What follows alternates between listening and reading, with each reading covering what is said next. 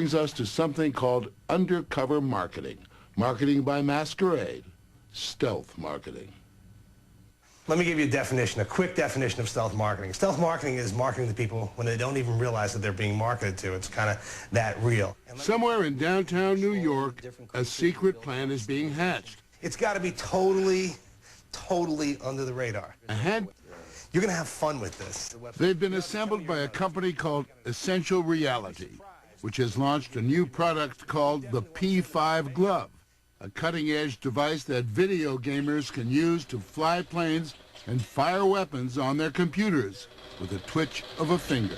And we're going to go into coffee bars and crowded places. Your job is to go out there and have fun with it and say, yeah, sure, come on, you want to try it? Great, try. And all of a sudden, you just involve them with the brand. And then feed them a few sound bites along the way. Hey, you're in there. It's like, look at this. It's like you're in the game. It's like you're in the game. That's a good sound bite. Inside a nearby Starbucks, Theo and Kumani could be any of a million 20-somethings hanging out, obsessed with their new toy. Not pitching anything, just waiting for someone to approach them. And so were we with an undercover camera. It works well? It works really well. Try it on for a couple of minutes. In like a minute, you'll see this thing just moves fluidly. Bingo, Mr. Curious plays right into Theo's hands. Oh, that's so cool. Yeah. If you want, y'all, I can email you the information about it. The fish just keep taking the bait. This is so cool. You know, I have some information that I can email you. Let's do it. Okay, give me... About this? Yeah. Oh, yeah, this is great. Above all, they never let on.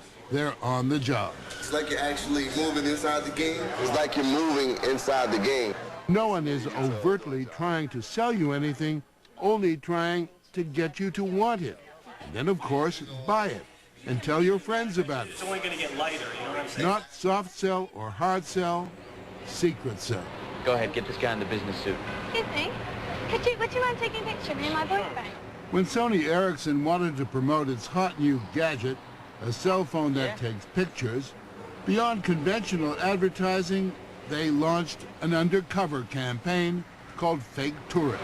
Excuse me, ladies. Sorry to bother you. 60 actors took to the streets of 10 cities, irresistibly innocent-looking, seeking a small favor. Excuse me. You mind taking a picture of us? Thanks a lot, man. It's cool, right? The undercover operation was the brainchild of Sony Ericsson's director of marketing, John Marin.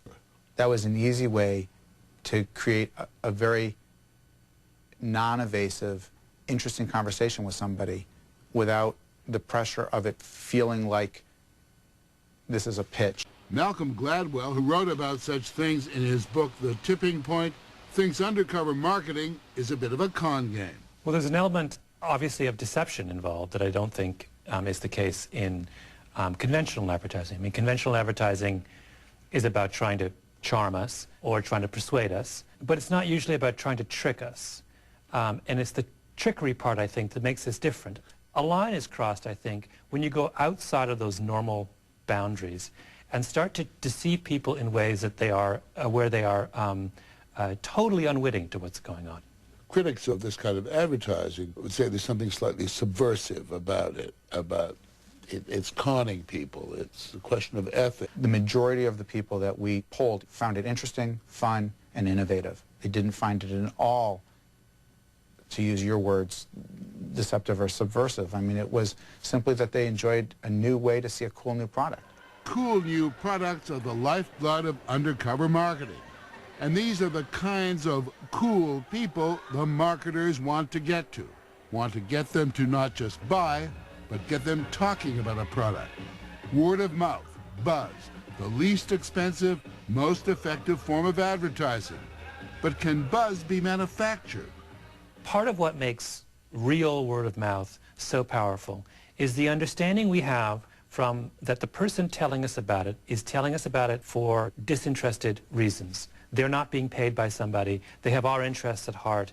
That is worlds apart from a situation where the person telling us something is telling us that because they have some private agenda. They're getting paid, they're being planned. But my problem with undercover marketing is not what happens in the moment. It's what happens a week or 2 weeks or a month down the road when we discover we've been duped. And I think that the moment when we discover we've been duped causes a backlash. Companies who engage in this practice are courting that backlash, and that's a very, very dangerous thing to play with. After the stealth campaign at Starbucks, we tracked down some of the people lured into using the computer glove. It doesn't bother me. It doesn't bother me. I'm marketed to like 24 hours a day. But some felt it was untruth in advertising. John Flaherty didn't like being taken. It just seemed to be like a nice, friendly encounter and kind of restores your faith in your fellow New Yorkers, and then to find out it was all fake. It's just kind of, I don't know. I don't like the ring of it. Undercover is where you'd expect to find cigarettes and smokers these days. But there's a whole host of wholesome household names stalking you. Sure. I mean, some of the clients that I can't speak about because of the contracts that we have with them, that talk about the fact that, you know, this kind of marketing needs to stay undercover, and they pay us a lot of money to keep it that way. Do you like it? Undercover marketing hasn't eclipsed the old-fashioned kind, but it's growing. It's good, right? And if you think you haven't run into an undercover marketer yet, well, that's the point.